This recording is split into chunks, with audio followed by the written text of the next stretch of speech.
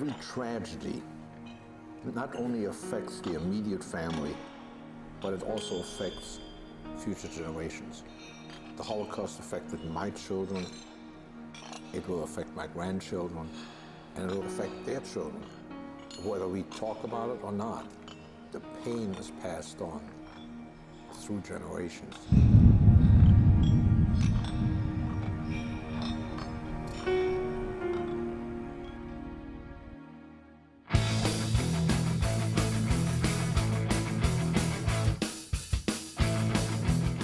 To pick up my mail because I'm expecting a package from the Red Cross Tracing Service, and they will try to trace what happened from the point of deportation on and see if there are any papers that will certify the dates and birth certificates, deportation dates, just any sort of confirmation. And I got a phone call this week saying that they had found something and they were sending me the original documents, and the woman on the phone was pretty excited. So I'm looking forward to seeing what's in the package.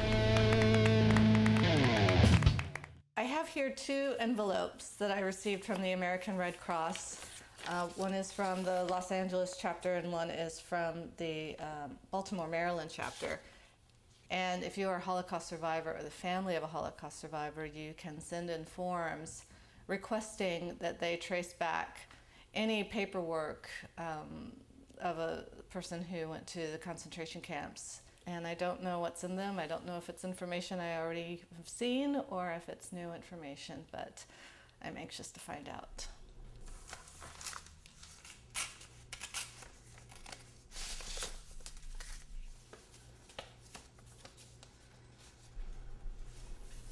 So this is from the Czech Red Cross, and it's saying that my father was deported on June 29th, 1943 from Berlin to Dresden with the transport I-97-13543. He survived. And my grandmother Alice, and she also survived, and my uncle Jonah, and he also survived. And so it's a photocopy of the actual transport papers.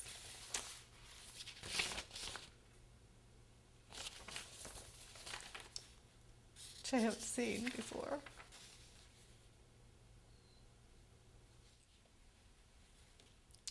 So it's not like I didn't know, but it just makes it real. You can't imagine that people would do this to other people, but they did, and they made paperwork to prove it. I always knew it was real because it was my dad. This was my dad's story. And I want to know the facts, and I want to know what he went through. It's just so unimaginable to me that he went through this, and so I just have to ask him and have him tell me in his own words. Because that's just my instinct, and that's my training as a journalist. So I want to find every piece, go to every place that's mentioned in these papers, and so that I know, and so that I see it, and that I hold it in my hands and I see it with my own eyes. That's important to me.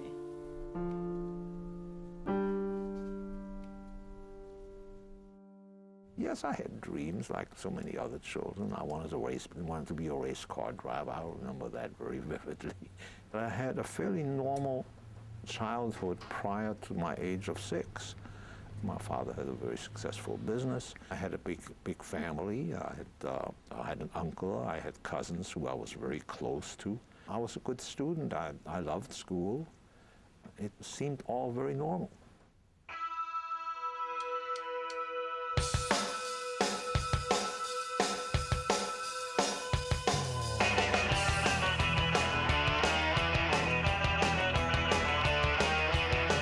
We're here in Berlin. I've come to find the streets where my father grew up and to see the place where he was taken away from his home by the Nazis. My father was born in 1929 when Hitler was just starting to take power in Germany. So I've come back to see where it all started. Wannsee is a picturesque lakeside town, a short train ride from the centre of Berlin. where Kastle's father would come on hot weekends with his family to relax.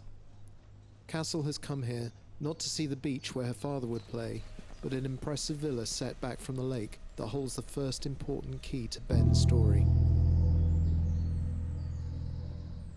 In this room behind me, on January 20th, 1942, Reinhard Heydrich held a conference that would decide the fate of my family and all the Jews in Europe. In a meeting that barely lasted an hour and a half, Heydrich sat at the head of the table and revealed what he called the final solution of the Jewish question. The plan called for all Jews in German-held territories to be exiled to the east. Heydrich instructed his secretary, Adolf Eichmann, to make sure that the minutes of the meeting did not mention any specifics as to what this final solution would entail. But to the 15 men around the table, Heydrich's intentions were undoubtedly clear. Persecution and marginalization of the Jews was already a part of daily life in the Nazi Empire. But as the 15 men left Wannsee Villa on that chill January day, the Nazi government was about to embark on the most vicious destruction of a religious people that history has ever seen.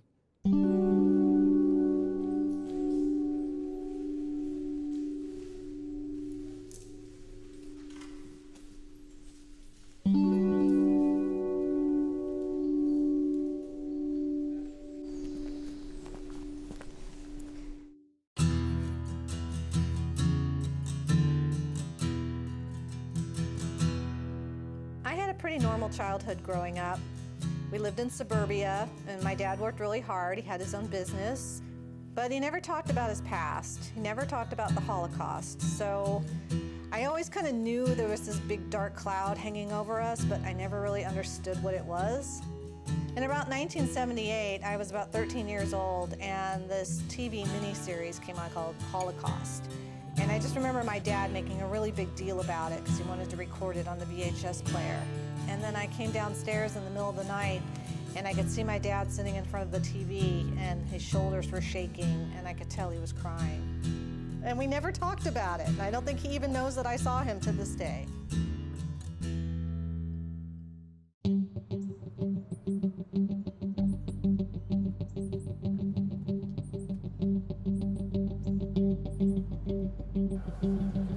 Thank you.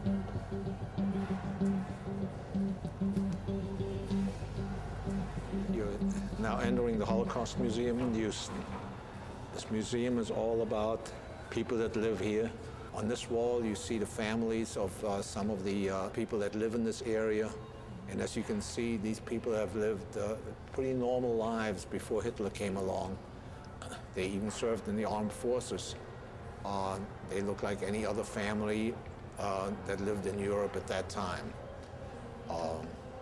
And that's you, isn't it? Yes, first picture you see is me, and it gives a little bit of my story. And I also have the names of my family, my father, my mother, and my uncle, and my brother. Your father had a brother? Yes, everyone on the left side of the display has died in the camps, and everybody on the right side and underneath survived, which was my mother and my brother and myself. And you don't know whatever happened to No. your uncle? No, So I'm still trying to find out, maybe we can look into that when we go to Berlin. hopefully. In October 1938, Hitler expelled more than 12,000 Jews from Germany. Amongst them a family who'd been living in Hanover for 27 years. The Grinspan family, like many others, were stuck at the German-Polish border without money or food and appealed to their son Herschel, who was living in Paris, for help. Enraged by his parents' situation, Herschel Grinspan went to the German embassy and told the doorman he had an important document to deliver to the ambassador. He was met by Ernst von Rath, the third secretary. Grinspan pulled out a pistol and fired at von Rath 5 times, shouting, "Here, in the name of 12,000 persecuted Jews, is your document." Von Rath died 2 days later. Fueled by years of Nazi rhetoric and assisted by the SS and other elements of the Nazi leadership, rioting promptly broke out all over Germany. In the hours that followed, More than 7,500 Jewish businesses, schools and synagogues were looted and ransacked, and at least 91 Jews were murdered. My school was burned. We lost your grandfather's business, my father, and he had to work out of a small apartment and try to make a living. It was kind of sad to see his life's work being taken away from him. There was such a hatred amongst the Germans that it was difficult to fathom that this could happen. Your own neighbors, your friends, all of a sudden turning on you. I saw people in the street just being beaten up for no other reason, just because they were Jews. Kristallnacht was really a moment of terror. And for me, this is when the Holocaust started. Prior to that, things were uncomfortable, but they were bearable. After that, they were not bearable. It was in 1961 that East German communists, appalled at the numbers who were fleeing to the west, threw up the wall. The Reds were constantly at work reinforcing the wall, but still people fled to the west. My dad went back to Berlin in the mid-'80s, but the wall was up, so he wasn't able to really see any of his old neighborhood. So now that the wall's come down, I'm able to actually go walk around on the east and the west and see my father's old neighborhood. It's a concrete wall. There's no getting over that. To help her in her search, Kastle meets tour guide Tamer Gablinger. This is a synagogue that used to be here on this point from 1891, has been damaged during the Night of the Broken Glasses, the Pogromnacht. That's what it looked like. The Germans today don't call it Kristallnacht. Kristallnacht in general, that's actually a term used by Goebbels. So today the Germans, politically correct, they use the word Pogromnacht. One location Kastle is eager to see for herself is the last address her father lived in Berlin. This is where number 62 was. That's like the last address. Well, Dad. Sorry. There's not much left. This neighborhood in general, it's a neighborhood where a lot of Han people used to live. Have you heard of Nick Cave? Yes. Yeah, Nick Cave used to live here. What is he wearing? He's got his Sid Vicious hair here and the classic dog collar. Got his skin-tight leathers on, some possible Doc Martens.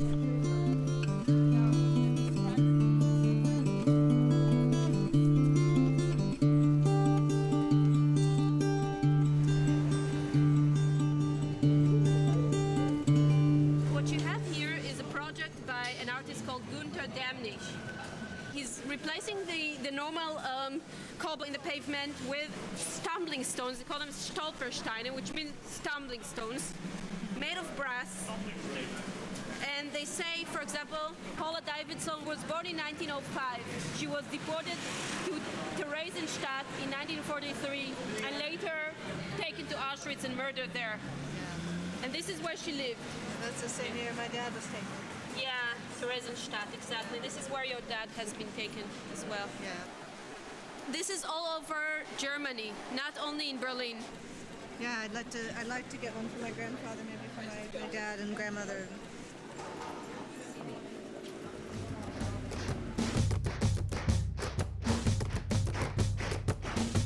I saw Hitler in 1936 when the Olympics were in Germany. Of course, there were always a lot of parades, but especially during the time of the Olympics, there were a lot of parades. And I saw Hitler from a distance in his car. He was standing in the back seat and doing his Heil Hitler. And all the Germans were just screaming and, doing their thing. And I still remember, I thought he was such a small man. And I remember thinking, he doesn't look German. Like, he had dark hair, and all the posters and all always typified the German as a tall, blonde, blue-eyed man.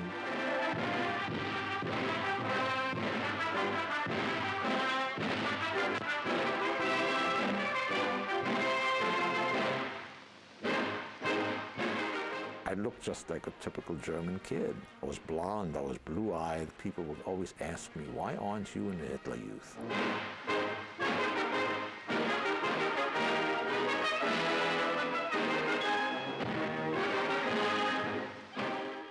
took a job at the German Officers Club, and I would hang around the tennis courts, and I would hire on this ball boy. And they would always ask me, why aren't you in the Hitler Youth? And I would always try to dodge that question. That was the most difficult thing for me to do. I forget if they ever caught me, they would have probably shot me right on the spot.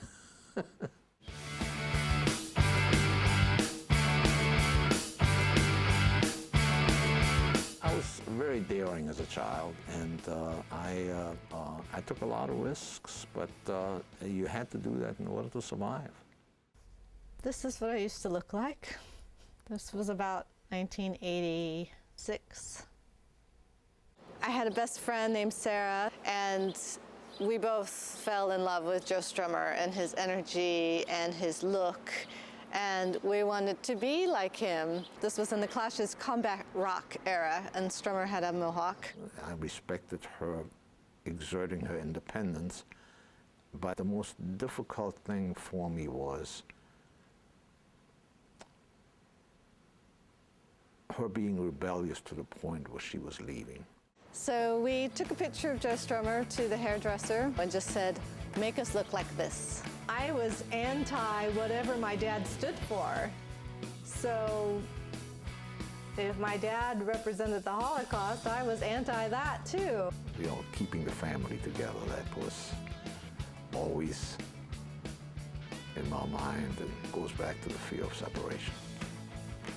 So she took the shears and she shaved off my head, and wasn't much left but stripped down the middle and a little peach fuzz on the side. And I loved it. I thought it was the coolest thing ever. And I went home and showed my father, and he said, turn around, let me see your haircut. And so I turned around and he said, do you have it pulled back in a ponytail or something? I said, no. I think I was more embarrassed by it than I was angry with her. What have you done? You're grounded until your hair grows back. It was very painful for me to be different in Germany. I didn't want to be different in this country. And from then, the mohawk just got more and more extreme until I was completely bald on the side, and it stood up about 6 inches high, held together by Aquanet. I'm still the same girl. Do you think?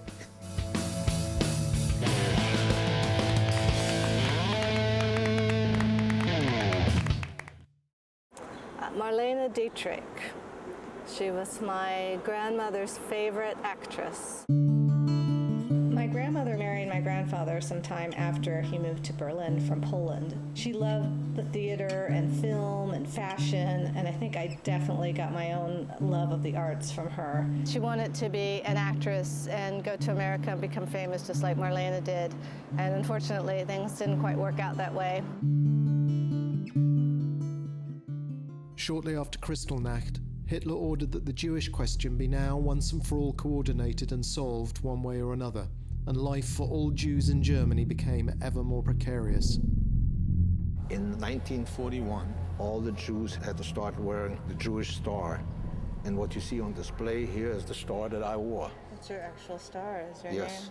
How did it feel to have to wear that? Did you feel marked? Did it make you feel vulnerable? Yes. We had no protection from the police. You know, people could do just about anything to us and not be punished for it.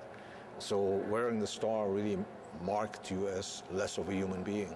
At first, it was almost like a game, because I would always have it on. You had to wear it on your left side, and I would always wear a coat that I could fold back. And like we were not allowed to use public transportation. And whenever I wanted to ride a trolley car, I would always fold my coat back and just tuck it under my arm and cover the star. I saw children that I used to play with turn against me because I was Jewish for no other reason. And their parents would say, you know, don't play with a Jew kid. It was a propaganda that the Germans bought into. This was always very puzzling to me. It was a very strange feeling. I was German born, yet I was not accepted by the society into which I was born. My father's first arrest was in 1939. I remember that vividly because my mother was pregnant.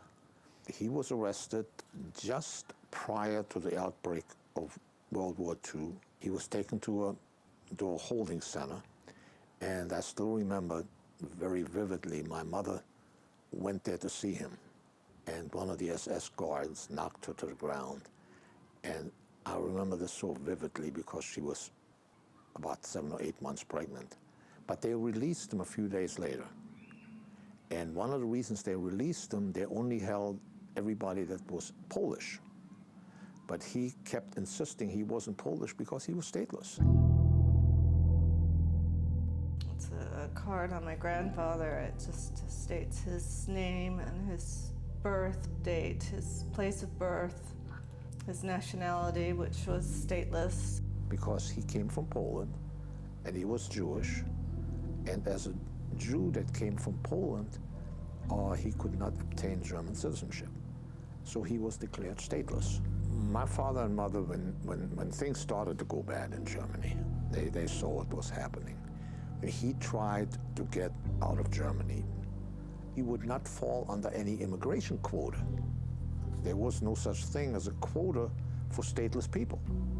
So he had two hurdles that he really had to overcome. One was being able to get a visa out of Germany, and the other was to get a sponsor to sponsor him. They eventually got passage to Portugal and were supposed to be able to leave on the last ship that was going to leave Portugal. And this was in 1939.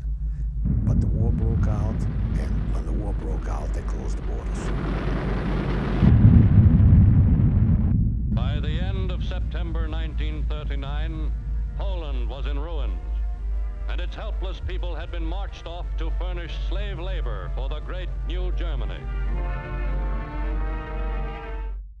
Less than 2 weeks after World War II broke out, Ben's brother John was born. I was 10 years old when John was born. And of course, we had already lost our apartment. It was a very dangerous time because we knew, people all around us were arrested and having a baby around the house and caring for a young child with everything all the turmoil that was going on. That was a tough time. When my brother was born, they gave my mother a list of names that she could choose, of which all of them were Jewish. And she named him Jonah because the intent was to name him John. This is Berlin, and this is the Holocaust Memorial, which was designed to represent the disappearance of the Jews of Germany at the hands of the Nazis. There were many Jews that appeared and disappeared again. My grandfather was arrested and released, and then he was arrested again, and then he wasn't seen again.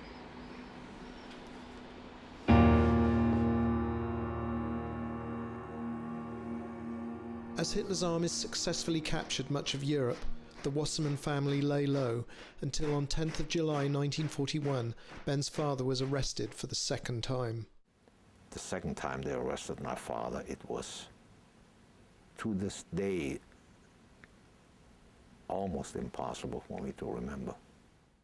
6 weeks after Ben's father was arrested, his mother received a telegram. I came home one day and she said, "Your father died." And I said, "How do you know?" She says, "I got a telegram." Abraham Jacob Wasserman, Records of Concentration Camp Buchenwald, report on death. And it says, died in concentration camp Buchenwald on the 18th of August 1941 at 4:45 a.m. Cause of death, diabetes. He didn't have diabetes because he was sent on July 10th, and then he died on August 18th. So within a month, he suddenly developed diabetes and died from it? Is that possible? My father never had diabetes.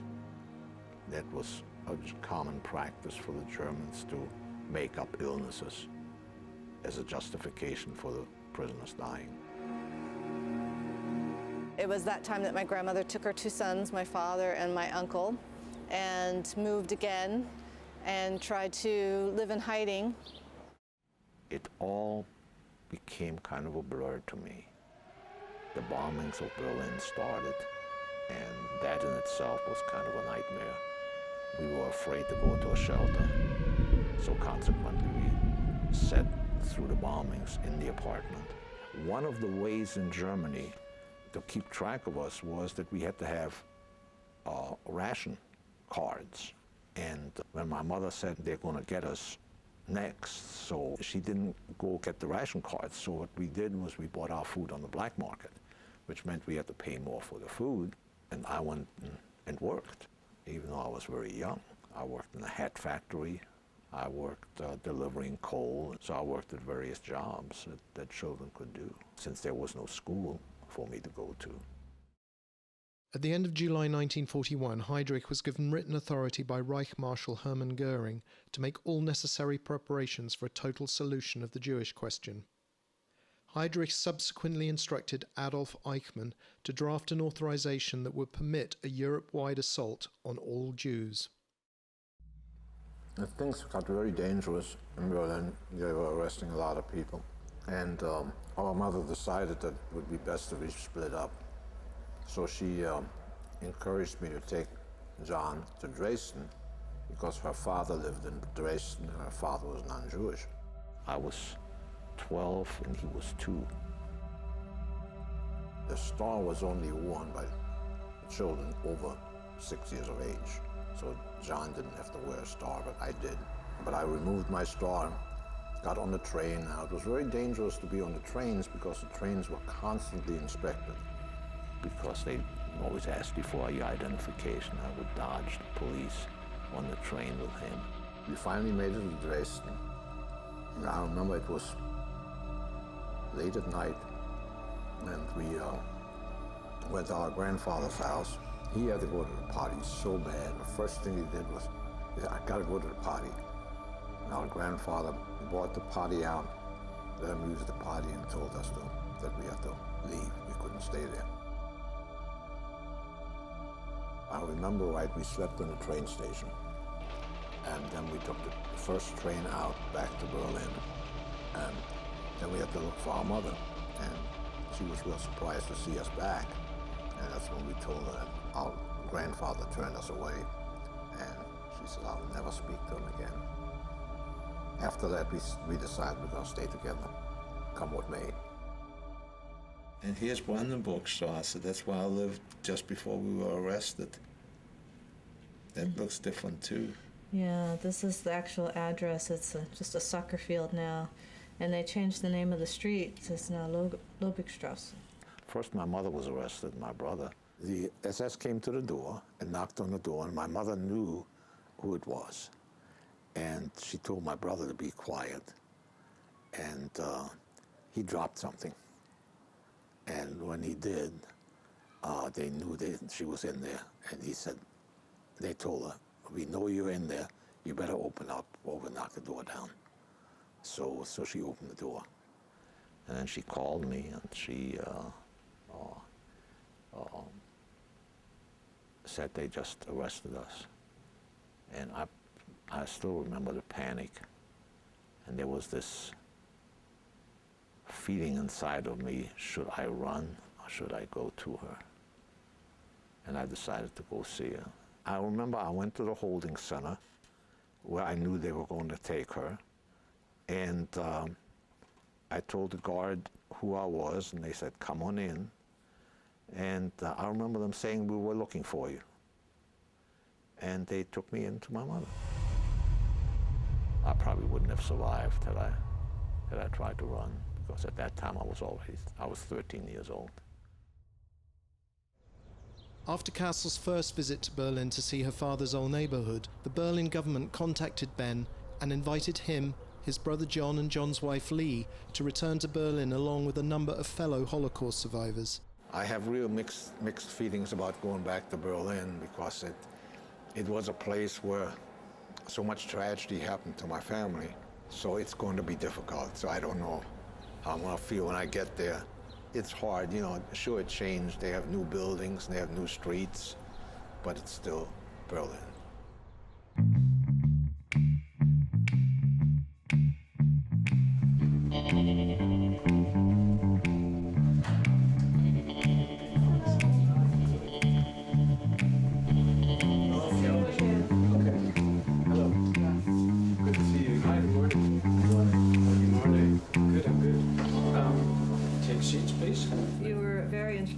after we first met. It was probably our first attempt to start putting the pieces of the puzzle together, and just finding the names in the book what meant so much. So I have to thank you for that. Can you remind me of the date that the family was deported from Berlin?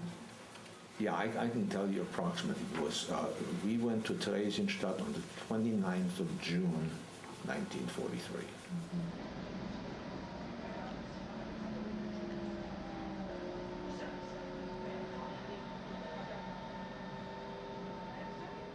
And then we found the train station that they took you to, and it's a modern station up front, and it's Grunwald Station. Grunwald Station, yeah.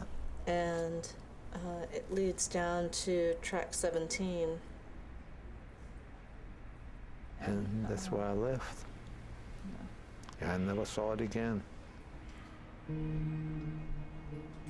Platform 17, to commemorate those deported by train to the death camps between 1941 and 1945.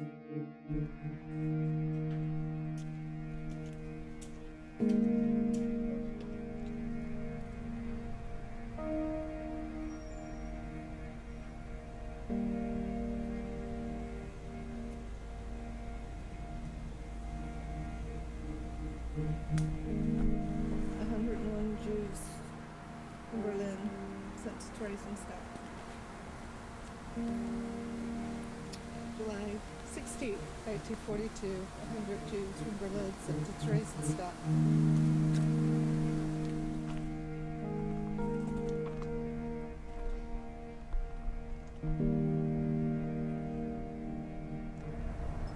It was in June 1943.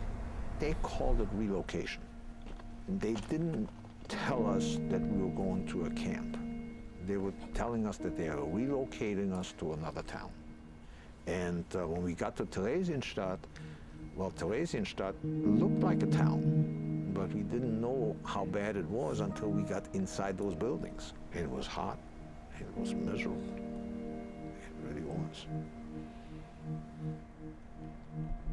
There were about 60,000 there when we arrived. There were about 19,000 when we were liberated.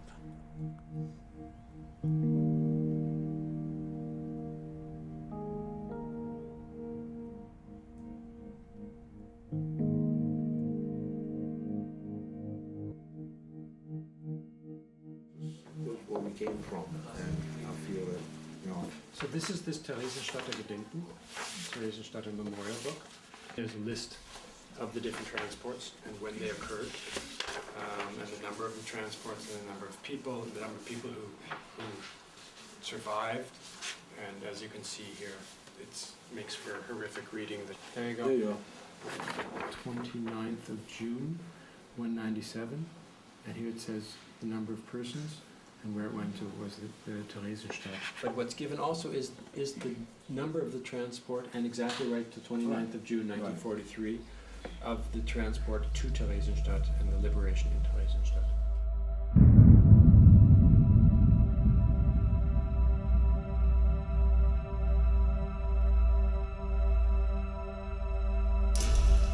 Berlin is up here, Berlin's so up here. the train came down this far. How long did that take? It only took us about a day to get here. So that was one good thing, is that we were not on the train all that long.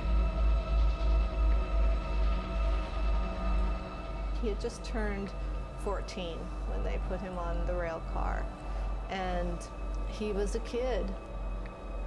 The day we arrived, they took us off the train, and they marched us past the gallows where they hanged 7 people. And it made a real impression on my little brother, who was just a kid. When we got to the camp, the immediate thing that happened was they separated me from my mother and put me into the men's barracks. The separation thing was the most frightening thing that I can remember. Living conditions were absolutely horrible. You can imagine a military town that was built for 8,000 soldiers. When I got there, there were 60,000 prisoners there. The camp was very unique in comparison to other concentration camps, which were built to be concentration camps. Theresienstadt was originally a garrison town. The buildings were kind of arched, and it had a courtyard. It had a very military type of appearance. They were concrete buildings. They were 2 and 3 stories high. They were just large rooms. They were just large open spaces full of bunks and tables down the center. And there was really no privacy. There was no privacy at all. I remember in order to get privacy, you would put up blankets and that separated you from the people next to you, so that you could have at least the feeling of some space for yourself. And of course, because of the sanitary conditions, the body odors and the diseases that were around and the bed bugs that were infested with were terrible. And just the stench alone was very hard to get used to. It was a never-ending standing in line. You stood in line to use the latrine, and you stood in line to get your food, and you stood in line for everything, because there was just so many people, and there was so very few services available to those people that you had to wait for everything. The main thought was always food, because you were always hungry, and consequently you were always thinking about what you were going to eat when you got free. Those mind games kept you going, and they were very important. One of the things that I really recall my mother always saying, she says, it's going to be over pretty soon. The Americans are coming, the British are coming, and they're going to be here anytime, and we're not going to be here very long. Well, it turned out we were there for 2 years. In early 1944, the Red Cross announced that they intended to visit Theresienstadt. Well, it all started when the Danish government complained to the International Red Cross that the Danish citizens were abused in the German concentration camp. And this prompted an announcement of the visit by the International Red Cross to visit Theresienstadt. And in order to do that, they kind of had to spruce up the camp, and they had to put on an act that showed these officials that they really gave the Jews a city in which they could live and be happy. They transported about 1,800 prisoners to Auschwitz in order to make room, and they built a facade showing that we had stores, that we had entertainment. They got prisoners together and they had them play music. They handed out fresh clothes. And John wound up with a new shirt. And a pair of shoes. And a pair of shoes. And the officials came in, they stayed for about 5 or 6 hours. They looked at everything, and they gave us money, and they showed the officials that we were being paid for our work, and that the money would buy things at these fake stores that they put up. Immediately after the Red Cross left, a good part of the children that they paraded in front of the Red Cross went to Auschwitz, and so did a lot of the adults. So the number of transports increased substantially after that inspection. So even though it was a one-day good thing, it was over the long haul, it was really a very, very sad situation, because a lot of people were shipped to Auschwitz because of it.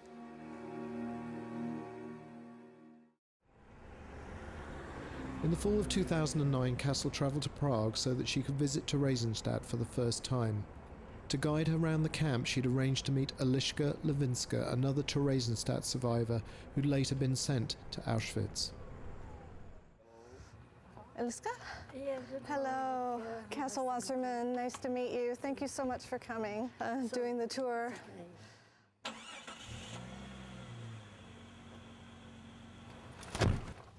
Terezin was a garrison town used by the army from the Habsburgs till 1918. The country was occupied by the Nazis.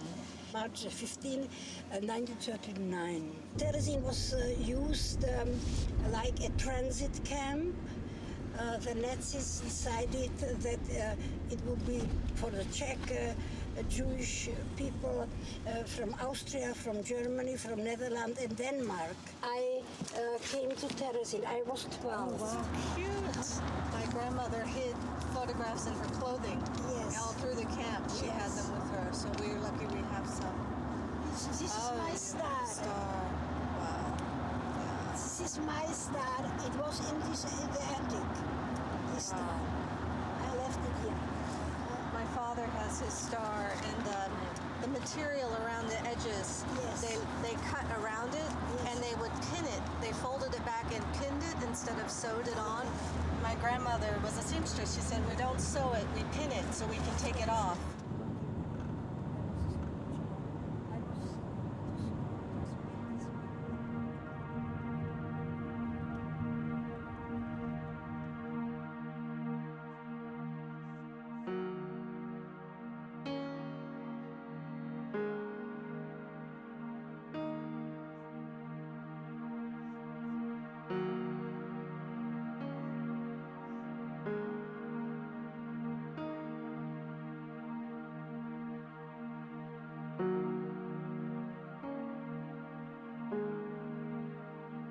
It is thought that Theresienstadt processed 150,000 Jews, many of whom were then sent to their deaths in Auschwitz.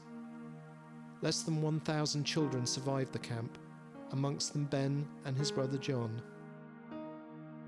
Kastle is the first member of the Waserman family to return here in 65 years. Today, Terezin is a small town with imposing buildings, struggling to reconcile itself with its past. So this is all Wallstrasse here, this street here. This is Wallstrasse. Okay. This is where my grandmother lived, Wallstrasse. This is number 7 here, this building, or here? This would be up there. Very strange that they live like apartments. It doesn't look very occupied. Does it look the same pretty much as it did then, the outside? I think yes, because it looks terrible. Yeah. No paint. No. My father said he would come visit her. If it was possible, he would come over and visit her. My grandmother was a seamstress. Is there an area she might have worked? This is a map of the camp. If you recall from the document that you saw where I was going to be transported to Auschwitz, I was on Hauptstrasse, in this building right here, Hauptstrasse 14, and that's where I resided. The building where Kastle's father was incarcerated by the Nazis was originally completed in 1788. Recently restored, it's now an apartment building filled with families who seem to know little of its checkered past.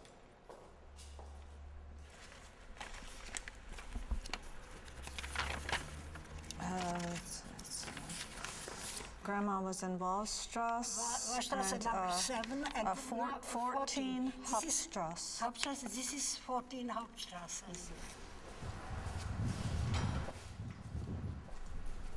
If my father worked in the bakery, would he have come out of here and just walked walked down this and street? walked this street to the end of the street, and there was a bakery. Shortly after his arrival, Ben secured a job in the camp bakery.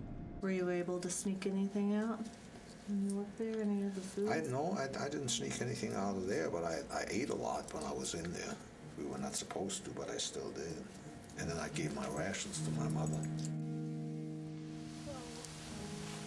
This is the bakery here. This is a bakery.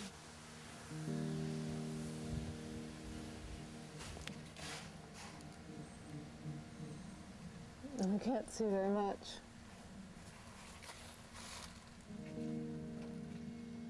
It's all trees.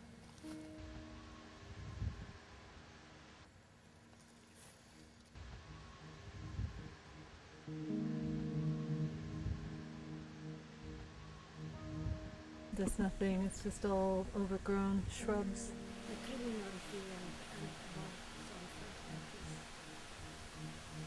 Built between 1781 and 1787, bakeries which were capable of manufacturing 50,000 portions of bread a day were established within this complex. I wish I could just climb the walls and see over. They prepared bread for the people because every 3 days we had some bread, 35 decagram, a small piece. And so, because I lived with my mother in a room, so my mother took care that I'm not eating the bread in one day. So she gave you pieces. She gave me the piece. We had for breakfast the bread, and then for dinner. While much of Theresienstadt has been transformed back into a quiet country town, one reminder of its brutal past still remains. You can see here, it's here only this small part, and it was in the whole street. The train arrived inside Terezin. What you're going to see now is my deportation notice that I got in Theresienstadt to be transported to Auschwitz. The Germans did not select the prisoners to go to Auschwitz. We had fellow prisoners that we called elders that were responsible to make the selections. They were told, you send so many prisoners to report to the train station to be sent out. They then, in turn, themselves were sent to Auschwitz. And I was selected in 1944. Just the idea of being separated from my family was devastating. The way it came about is you got a notice to report to the central station where the trains were at a certain time on a certain date. And you were allowed one bag, and I reported.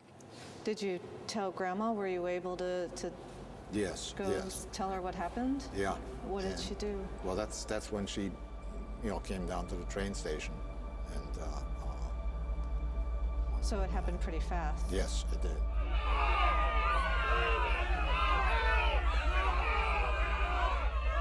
They loaded us on cattle cars, and my mother begged one of the German officers to please release me. I was already on the train. I saw my mother rushing towards me, and I remember saying to myself, oh my God, she's gonna get herself killed. And my mother went up to the German commandant and got right into his face, and she says, my brother died for Germany, and I want my son back.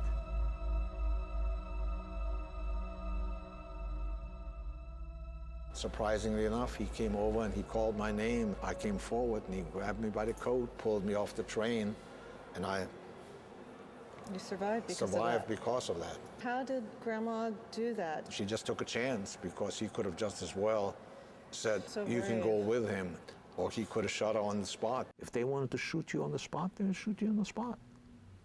That was their prerogative. And if they wanted to take somebody off the train, they did so. My mother's father was not Jewish. My mother's mother died, and he remarried another woman. He married a German woman and had a son, a boy by the name of Wolfgang, who joined the German army. And he died in Stalingrad. She used that moment to save my life. So this was a direct line to Auschwitz that my father would have gone on. Yes. They took all what they owned, the luggage, the suitcases. Then the SS came around the train that the people had to go inside. First the luggage, then the people, and then they left. I know that we arrived in Auschwitz in the night, at night. It was dark, and it was such a shock that I am not able to explain what Auschwitz was. My father said when he came here, going from the holding station to Theresienstadt, he doesn't remember. I don't remember a day in Theresienstadt when I was not afraid. Not just for myself, but for my mother, for my brother. You learn to live with that fear, and it stays with you for a long time.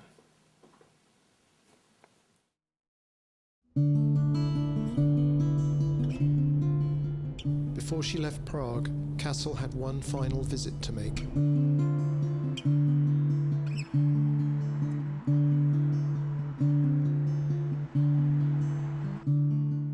On 27th May 1942, Reinhard Heydrich, architect of the final solution, left his home on the outskirts of Prague to take his daily trip into the city. As his open-top car came down this street and slowed to take a right turn towards the city centre, Heydrich's car was approached by two Czech partisans, Jan Kubiš and Josef Gabčík. Gabčík stepped out into the street to fire at the Nazi leader, but his Sten gun jammed, so Kubiš threw a modified anti-tank grenade into Heydrich's car. The bomb exploded in the back of the car, and shrapnel was propelled into Heydrich's back. As his assailants escaped, Heydrich leapt from the car to fire back before collapsing on the street.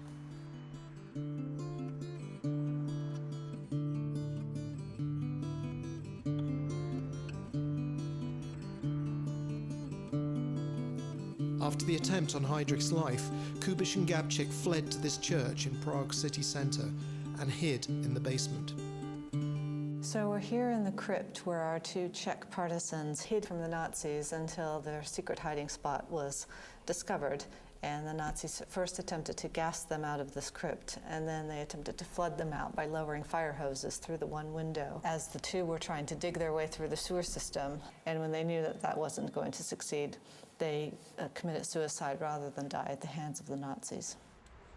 As he lay in hospital, Heydrich's wounds became infected, and he died on the 4th of June. On being informed of Heydrich's death, Hitler ordered that the street should run with blood, and brutal reprisals took place outside the Czech capital. It was just cool to be in the actual spot where they did it, and to feel how empowered they were and how courageous they were, how punk rock they were to do that.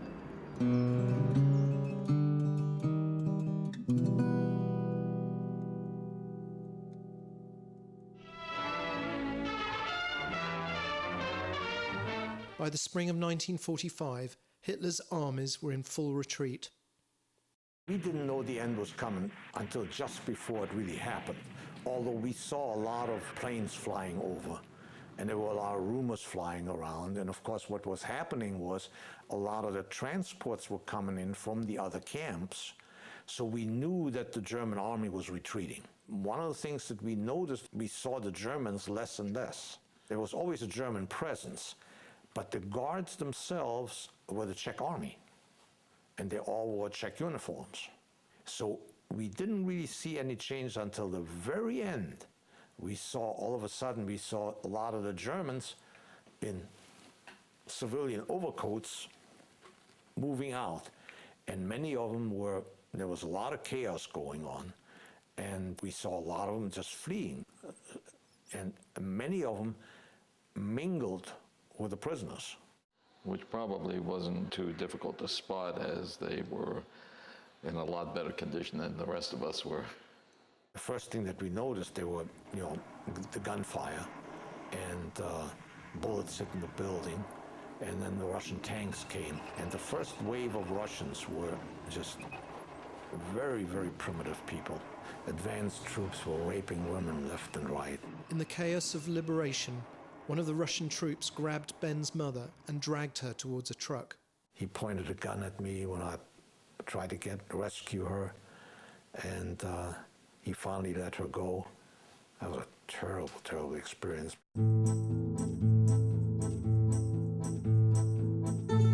The second wave of Russians that came in treated us very well.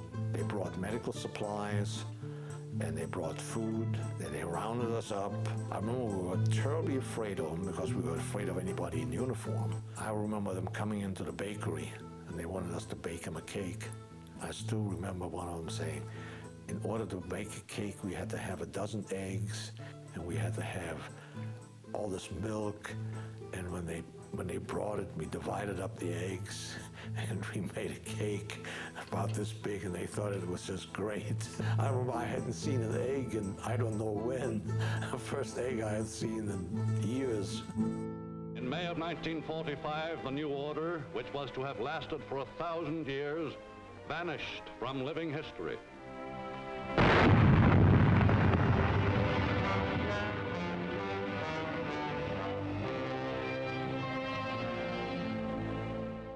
We were liberated the 8th of May. Right. And we were quarantined for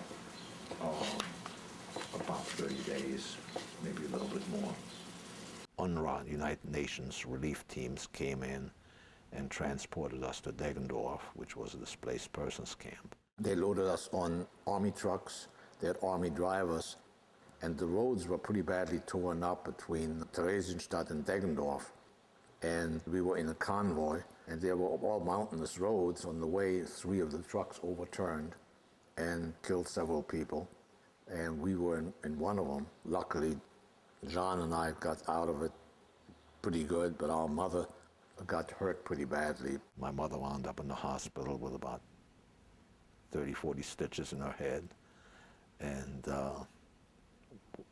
she got out of the hospital, and shortly thereafter was diagnosed with typhus. Almost died on us. So, but aside from that, Deggendorf DP camp was kind of nice. We had enough to eat. We got some fresh clothes and made a lot of friends. I was there for a year. We had some schooling. They brought in some teachers. Since I only had about 3 years of formal education, it was a welcome thing. And so when I got to the United States, I already spoke a little English, which I learned in that school.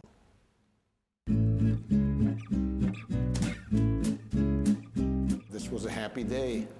This is the day that we left Deggendorf for Bremerhaven, Germany, and to come to the United States. And I'm right here, just before my 17th birthday. We had a visa and everything, so we knew we were coming to New York and making a new life for ourselves. Tell me about when you arrived in New York. What was that like? Was it very exciting? It was a very exciting time. So I still remember seeing the Statue of Liberty, and it was like being born again. Within a week, we had a job. My mother was working, my mother and I were working together in a clothing factory. She was making $24 a week, and I was making $21 a week, and we thought we were rich.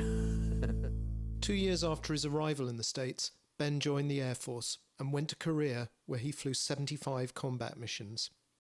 This is me as operating the radio gear on the C-47s. Here are all the decorations and the patches of the various Air Force squadrons I was in.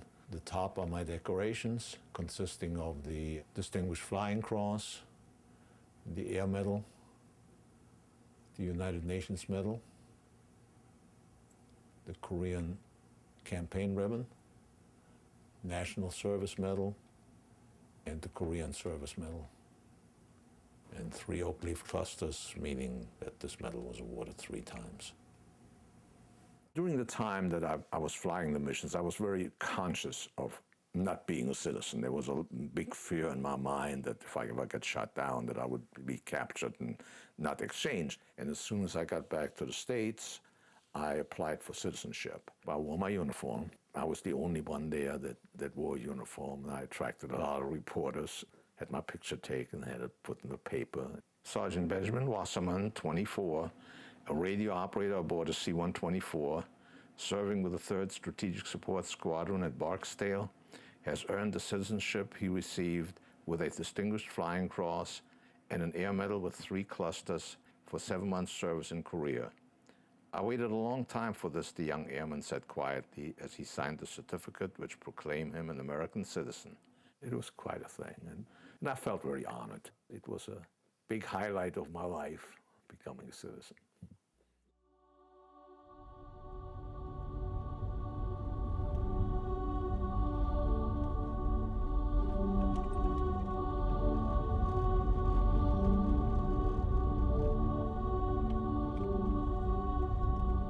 Ben's mother received the curt telegram informing the family of his father's death in 1941. The only thing that remained was the family's memory of him and the few family photographs they carried with them through their ordeal. On her first visit to Berlin in 2007, Kastle had discovered something previously hidden behind the Berlin Wall, which she was about to share with Ben and John for the first time. We're here in Herbert Baumstrasse, which is named after a Jewish resistance fighter who was executed by the Nazis in 1942. And this is the road that leads to the Jewish cemetery, which is where I believe my grandfather is buried.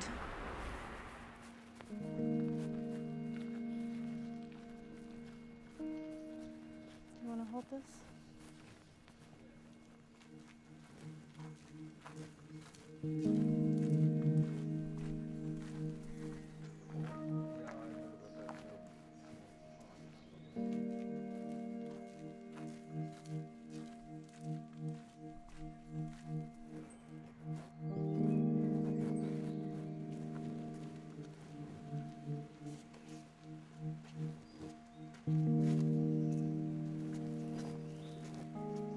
Under this grass are buried the 279 urns of Jewish people murdered and burned in the concentration camps Sachsenhausen, Buchenwald, Ravensbrück and Gross-Rosen.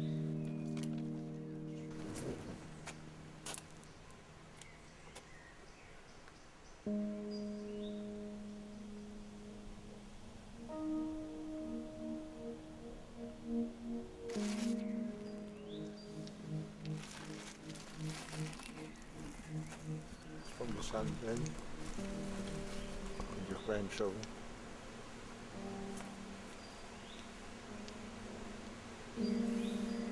Rest in peace.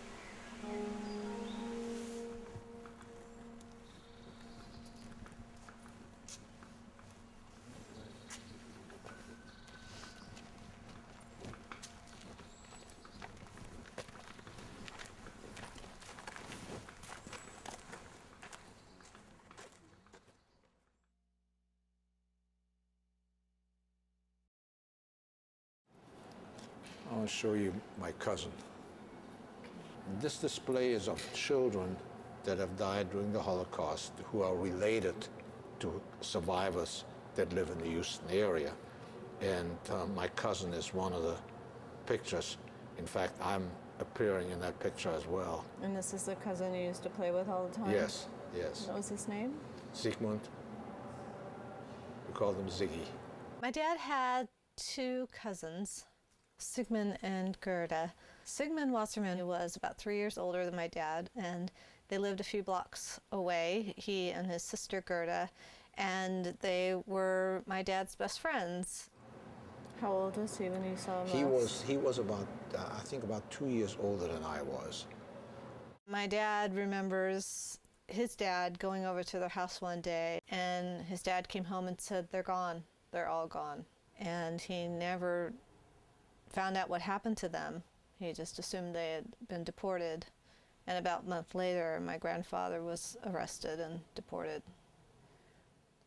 When we went to the Jewish Museum, my dad met with Aubrey for the first time, and I wanted to bring up Sigmund and Gerda and hopefully try to find out what had happened to them. One thing that they were interested in is finding my dad's uncle.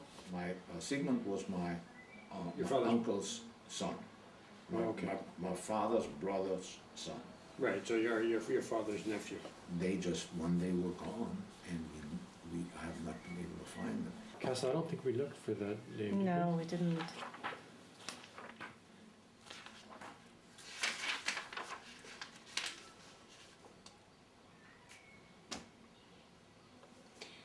I mean, I would imagine that from the Sigmund, dates, it could that's very well it. be, yeah, because he'd been born in Berlin, Yeah. 1926. That's it. That's it. And it says here, Landsberger Straße, 20th Transport, array October 1942, Osten, Schicksal ungeklärt.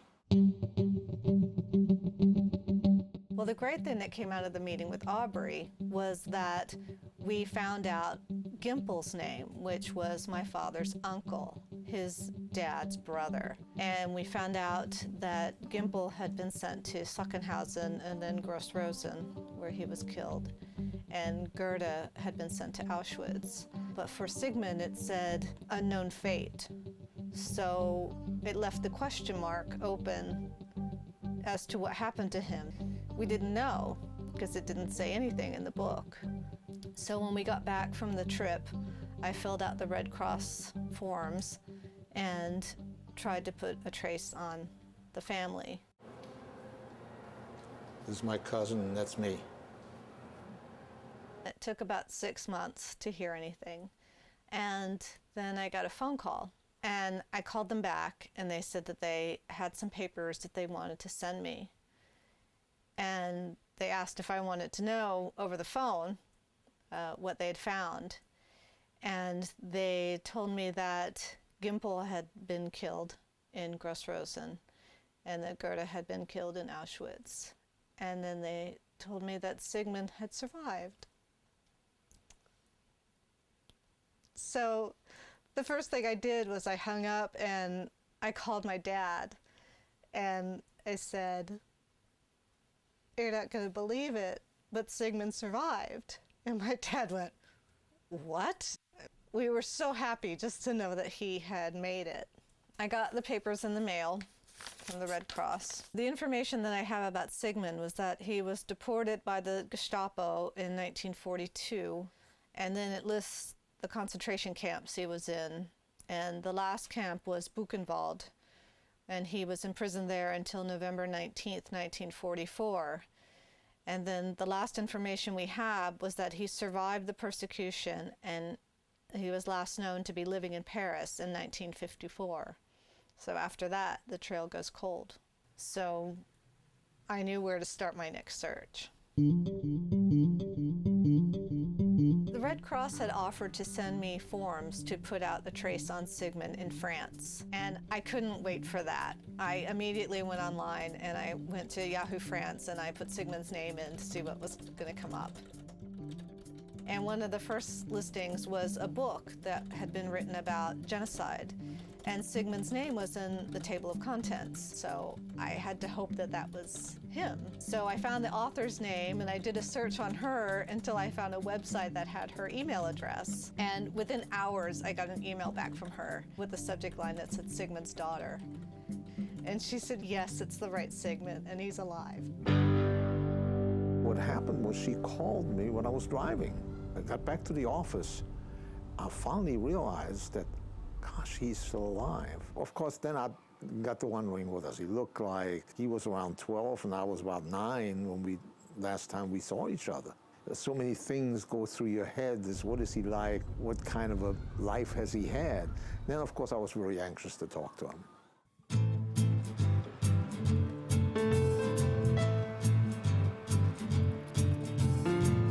Trying to talk my father into coming to Paris to see the guy in person, and he was a little bit nervous. There's been so many years since they've seen each other, and my dad was really apprehensive about making the journey to Paris. So I thought, I'll get them together over Skype. In October 2010, Kastle went to arrange the first conversation between the cousins in 68 years.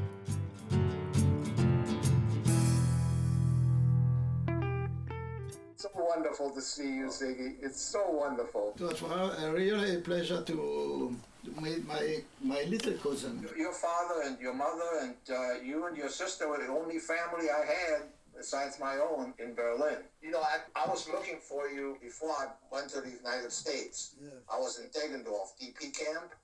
I was looking for you, and I went to Washington. They had a tracing service.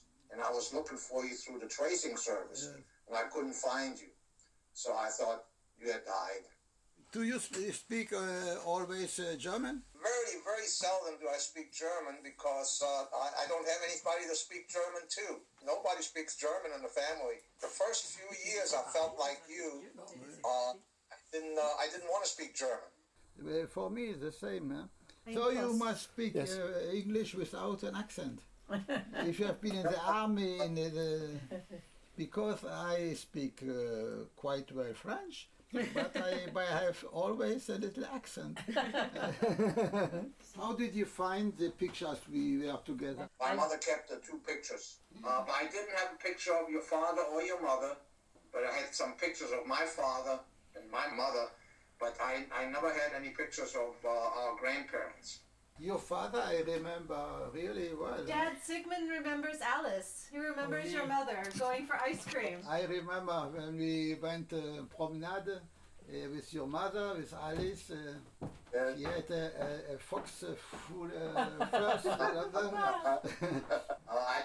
remember we played in your father's factory. We used to play there. I remember the factory, and I remember your sister, and the three of us used to play a lot together. Well, it's wonderful. I hope we can speak again. We'll talk again. Goodbye. Bye. Bye-bye.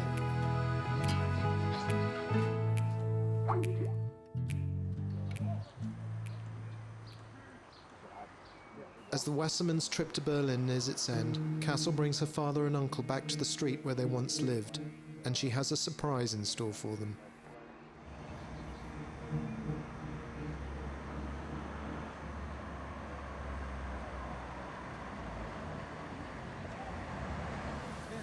So I'm here at the hotel, and we just came back from watching the stumble stones being laid on Kommandantenstrasse, and it was a pretty amazing experience.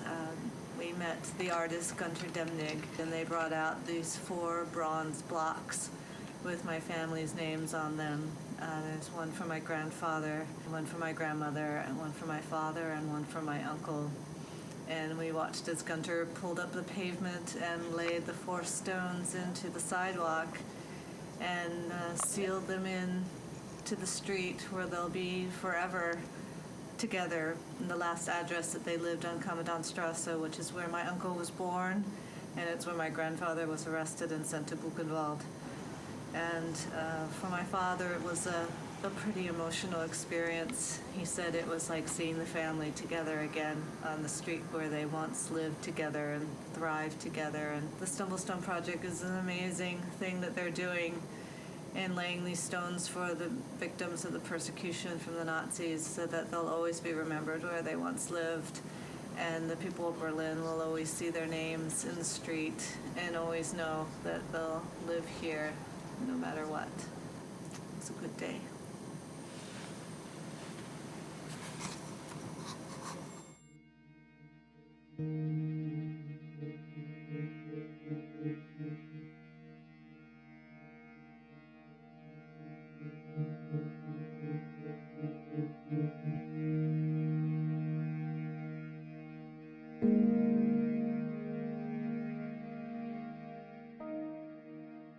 I've been writing a book. It's been a journey of discovery, trying to figure out what my background is and coming to terms with it.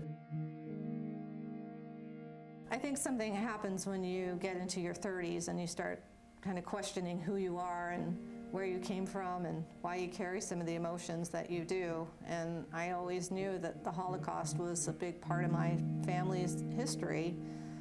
It's been a pretty amazing therapy. I wanted to know why going through a Holocaust museum upset me so much and why I couldn't get through watching a movie about the Holocaust. And now, just through learning and talking to my dad, I'm a lot better with it. I can go into a Holocaust museum. I can understand what happened, as well as how it affected my family and how it affected me, and how it affected my dad.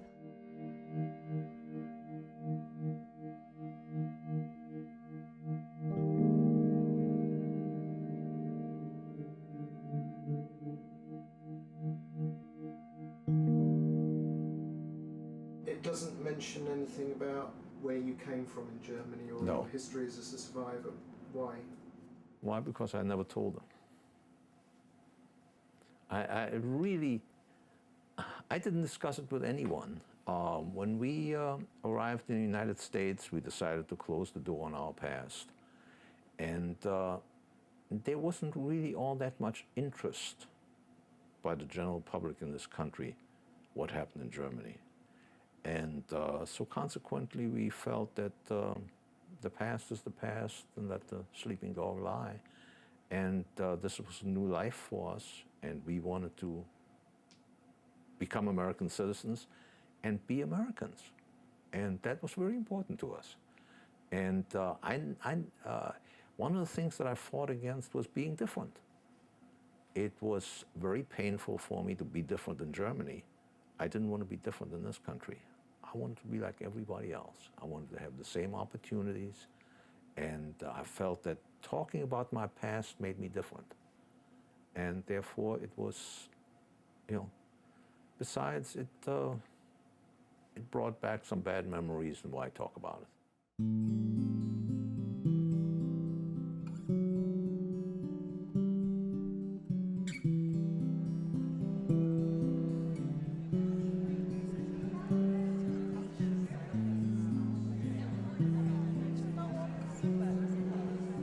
On his return to Berlin in 2008, Ben and his fellow survivors were invited to meet Klaus Wowereit, the mayor of Berlin.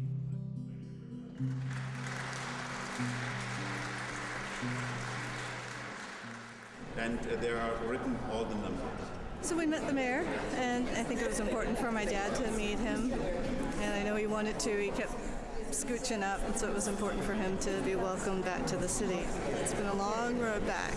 To be able to shake the hand of the mayor of Berlin and be treated with respect, I think that was a really big deal for him.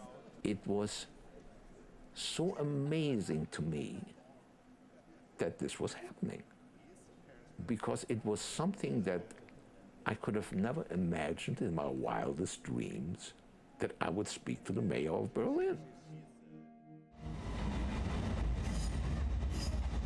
I'm really happy that I came, because even though I don't have any hate in my heart, I have felt resentment toward Germany and towards the German people. And I think a lot of it is not totally going away, but I don't feel that resentment anymore. This is where my roots are. This is the country I was born in. And even though I'm 100% American, and America is my country, I feel that my roots are here in Germany.